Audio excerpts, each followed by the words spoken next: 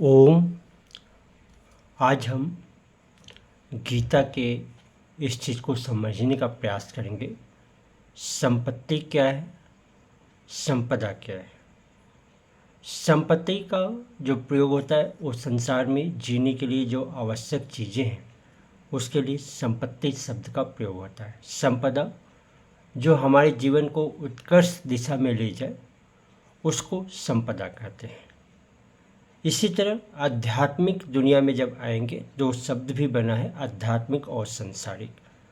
तो आज हम आध्यात्मिकता की तरफ जाते हैं। आध्यात्मिकता का अर्थ है आत्मा अवलंबन, आत्मा के ऊपर निर्भर करना। बहिरंग परिस्थिति जो होती है उसका जो वास्तविक कारण होता है मन स्थिति को मानना, आत्मा की गरिमा, महिमा और क्षमता का अनुभव करना, दूसरों से संपर्क रखना, आदान प्रदान का क्रम चलाते रहने में कोई हर्ज नहीं है, पर विश्वास रखना चाहिए उत्थान पतन का परिपूर्ण जिम्मेदारी अपनी ही है। आत्मा वाले जो मानते हैं कि हमारी जो उत्थान पतन का जो निर्णय होता है वो हमारे ऊपर निर्भर है। हम अकेले आए थे और अकेले जाएंगे। इसके साथ तो और कुछ भी जोड़ना होगा।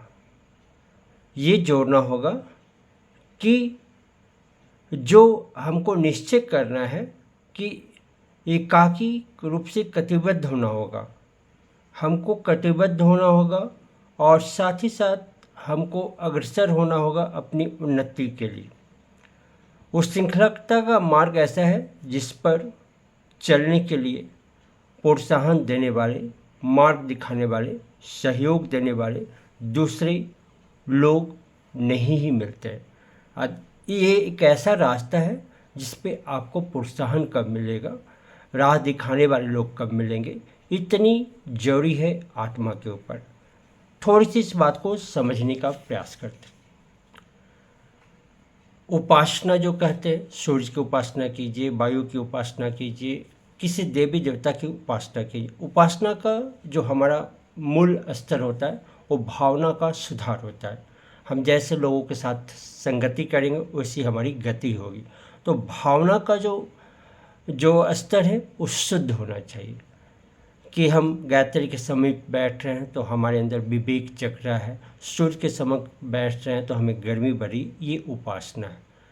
पर अपना व्यक्तित्व जो बनाने की जो ज़रूरत है उसे हम साधना कहते हैं। व्यक्तित्व में क्या होनी चाहिए, जब परिस्थितियाँ विपरीत हों तब आपके आदर्शों की परीक्षा होगी, तो उस समय आपकी जीवन साधना ही काम आएगी।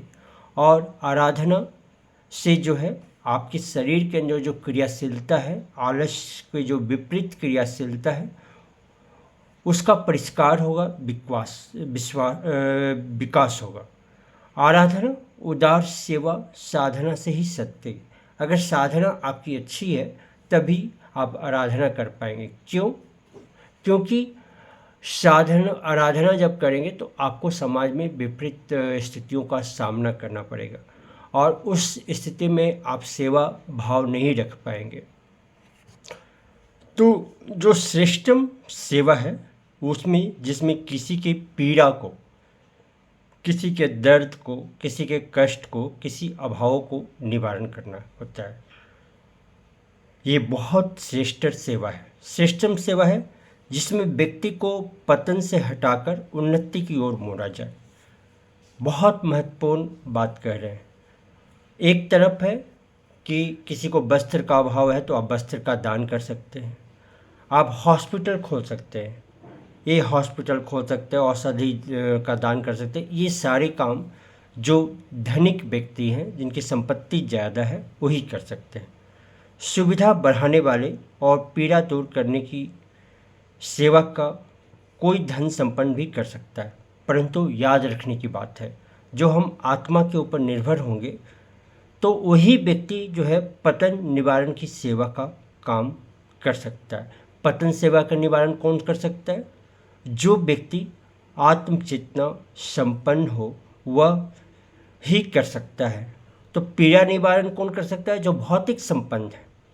लेकिन जो पतन निवारण का काम है वो आत्मसंपन्न चेतना व्यक्ति ही कर सकता है। यह सेवा भौतिक संपदा से नहीं, मतलब पतन निवारण जो है भौतिक संपदा से नहीं देवी संपदा से की जाती है, जैसा ये बात स्पष्ट होती जाती है। देवी संपदा देने से घटती नहीं बढ़ती है, इसलिए भी वह सर्वसुलभ और श्रेष्ठ मानी जाती है। संत और ऋषि स्तर के व्यक्ति पतन निवारण की सेवा को प्रधानता देते रहे हैं, इसलिए से संसार में पूज्य बने। जिसकी सेवा की गई वो भी महान बना। सेवा की यह सर्वश्रेष्ठ धारा ज्ञान यज्ञ के माध्यम से कोई भी अपना सकता है, स्वयं लाभ से ले सकता है और अगणित व्यक्तियों को लाभ पहुंचाकर पुण्य का भागीदार बन सकता है। तो कितनी बड़ी बात है, आत्मसंपन्न जब होंगे तो किसी को भी आप पतन निवारण से रोक सकते हैं, क्योंकि आपने संसार और आत्मा, संपत्ति और संपदा, इन चीज़ों को समझकर आत्मा को महत्व दिया, तो आपके अंदर वो शक्तियाँ जागृत होंगी और आप किसी के पतन को रोक पाएंगे, ऐसा हमें पूर्ण विश्वास है। तो हम आध्यात्मिक व्यक्ति पतन निवारण की बात कर सकते हैं।